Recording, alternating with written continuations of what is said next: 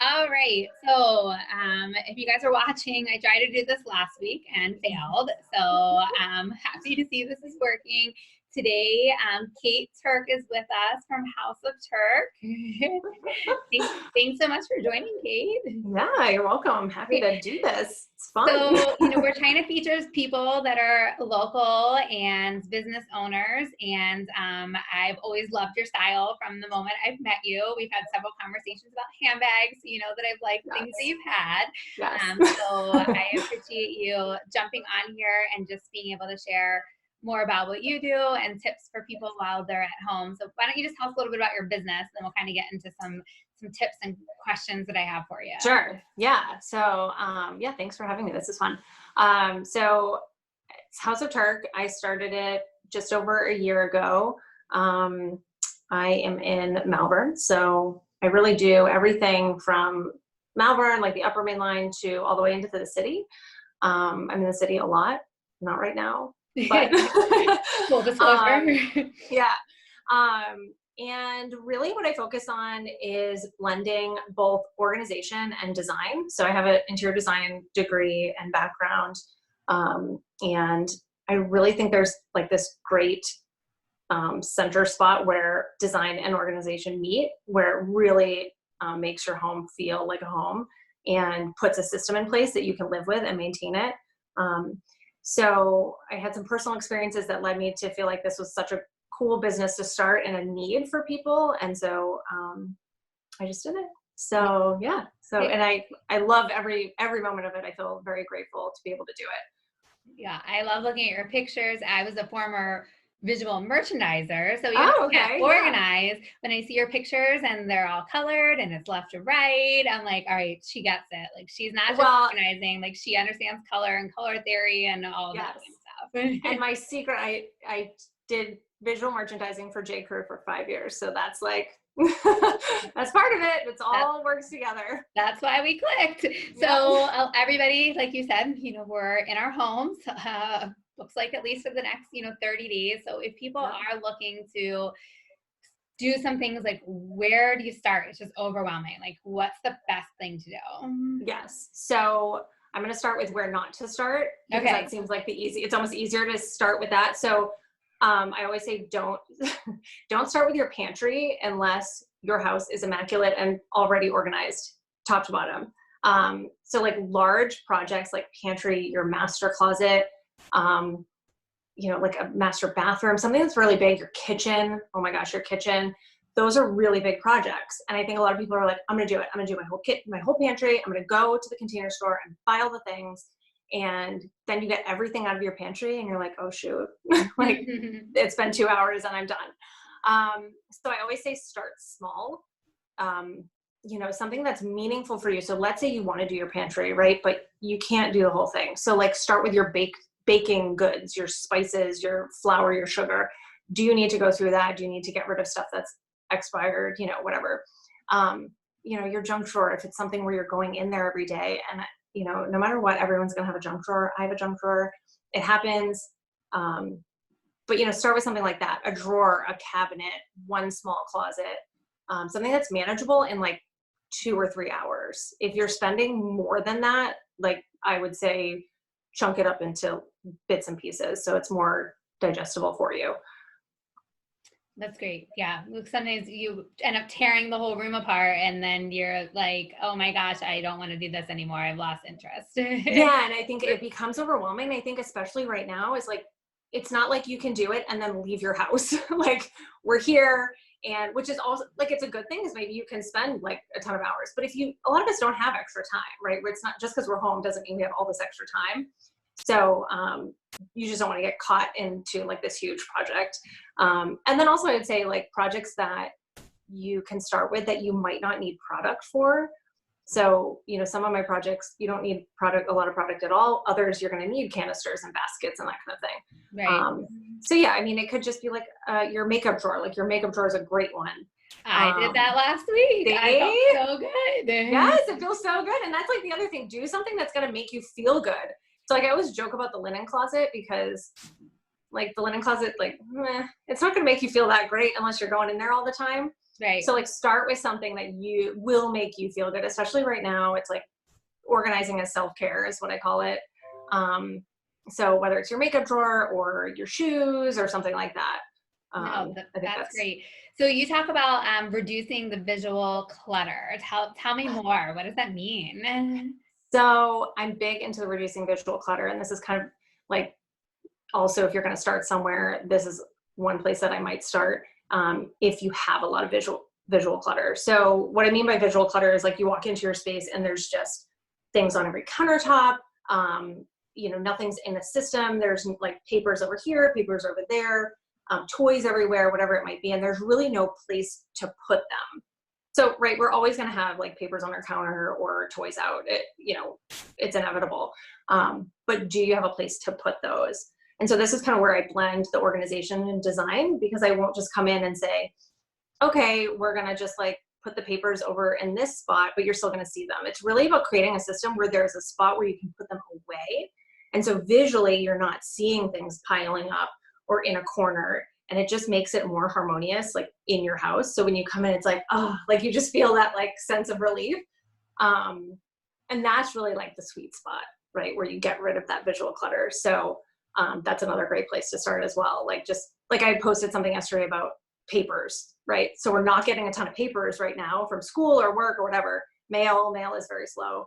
So it's a great time to reduce that visual clutter. So a lot of time it's like paper and your entryway. You know, not everyone has an entry closet, but limit the amount of things that are there. So any way that you can reduce the visual clutter is really helpful. No, I agree. When I work with sellers, like a lot of times they'll have their office in their master bedroom. And to me, that just feels so like stressful. And there's Yes. papers and, you know, like you've got to, you know, we've got to eliminate that so people just feel like zen and feel, you know, feel better. Right. So you talked about, you know, not maybe a lot of us don't have the time, but also we have these kids at home. Like what can we do to, you know, maybe help organize their stuff, you know, or things, you know, any tips with just making this better while we're all in our house with kids? Totally. And I want to start with saying that I'm very sensitive to the fact that not everyone does have time right now. You know, there's so much on social media, this pressure to like organize and clean up your home and do all these things. And like a lot of us have less time than we had before because now you're working, you're taking care of all your kids. So I think the first thing is if you're really motivated and you want to do it, totally. And if your kids want to do it, even better.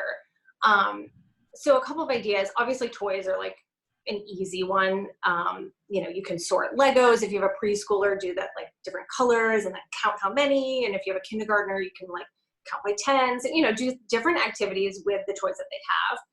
Legos, I feel like most everyone has either Mega Blocks or Duplos or, you know, something. And so sorted by color, you can put them in little tubs. You can get like really cheap little white containers from Target. You can probably order them online. They're like $2 for 3, you know, and put the little colors in there. You could use solo cups, whatever, you know, whatever you have. Right. And that's kind of a fun activity. And it helps them realize what they have. And so it's almost like it becomes a new toy that they can now play with because they're like, oh my gosh, look at all these pink Legos that I have. Now I can build something that's pink and, you know.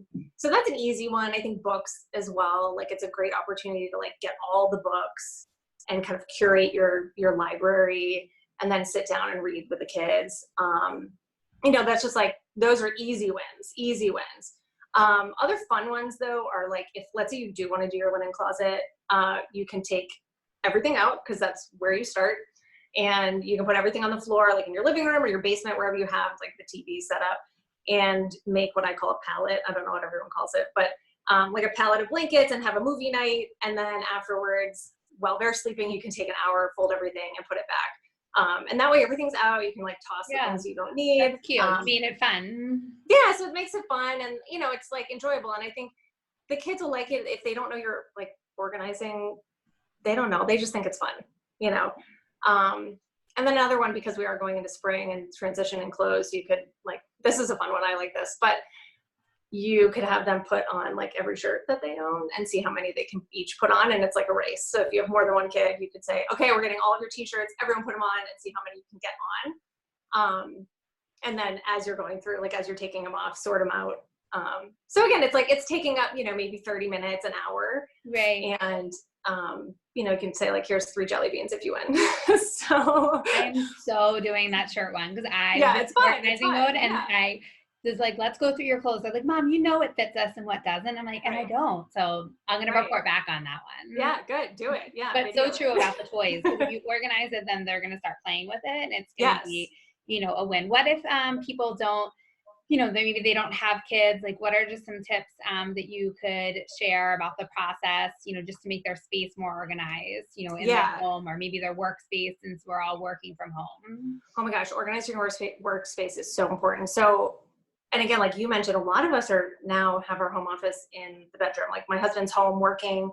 We put a desk in our bedroom. And that's another thing, like get creative with it. So we took my daughter's desk, we put it in our bedroom as a nightstand because it's the same height. We kind of dressed it in a way that didn't look super offensive as a home office in our master bedroom. So think outside the box in that way. Like, it doesn't have to be set up in a normal office space or in a way that's like an office. So like his screen looks a little bit more like it's a little TV, it's hidden.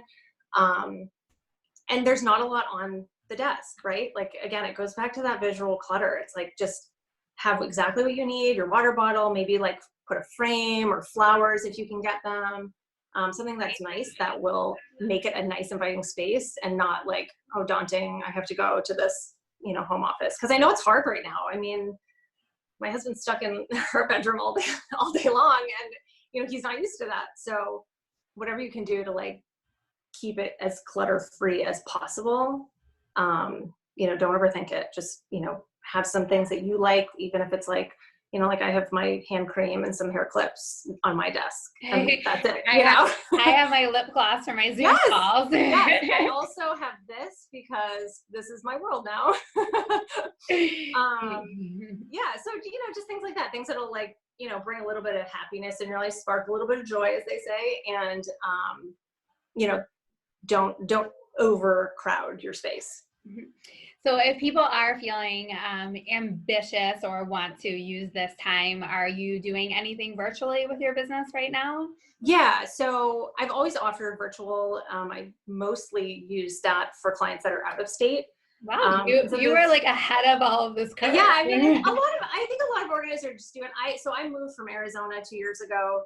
So I know a lot of people in Arizona. I know a lot of people in different areas of the country. So it just worked for me. So there's 2 things you can do. The traditional virtual is a one-time fee, and we'll do a FaceTime for, maybe 30 minutes. You'll send me pictures, measurements, and then I will literally give you the process, the product, every single thing that you would need to do it on your own. So it's really a traditional DIY project. The other side, and this is a little bit more new that I'm adapting for this situation because I think that people need more consultation as they're going through it. And so that's just an hourly, like virtual. We'll sit on FaceTime. We'll walk through your space. You'll show me the space. I'll give you some tips on what you can do, and then we'll come back to it. So maybe we come back to it when you're in the purging phase. You've sorted everything, and I'll say, okay, show me this pile. What's in this pile? And then we'll go through, and then I'll send you the list of product. So it's a little bit more consultative.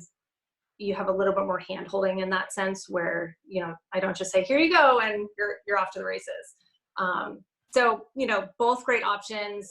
Again, it's hard. It's hard to do on your own. So sometimes you just need a little boost. Yeah, So. no, I love that. I think it's great that you are able to still, help people because, like we talked about, some people might not have a moment to breathe and other people, like I'm always running around. Like I've never been in my house so much or been with my family so much. I'm finding free time because, I'm not in the car and I'm not having to do a lot of these other things. So I agree. And I know I follow you, but tell us your fabulous Instagram page and social media, and I can post it here too, but in case people No, so thanks. It's just at House of Turk. So Turk is my last name. At House of Turk, that's on Facebook and on Instagram. So Yeah, and I'm Well, always trying to post new things and fun things. So yeah, and they are visually pleasing for sure. thank you. Thanks. Well, thank you. Thanks for Yeah, no, this was sharing fun. your tips. And I'm so excited. There's some comments, but every time I've tried to look at them, I've heard us on the background. But so we'll have to go back to Facebook. You can see if there's any way to respond. So thank you guys all for watching, and have a great rest of the day. Yay, bye. All right, bye, Kate. Bye.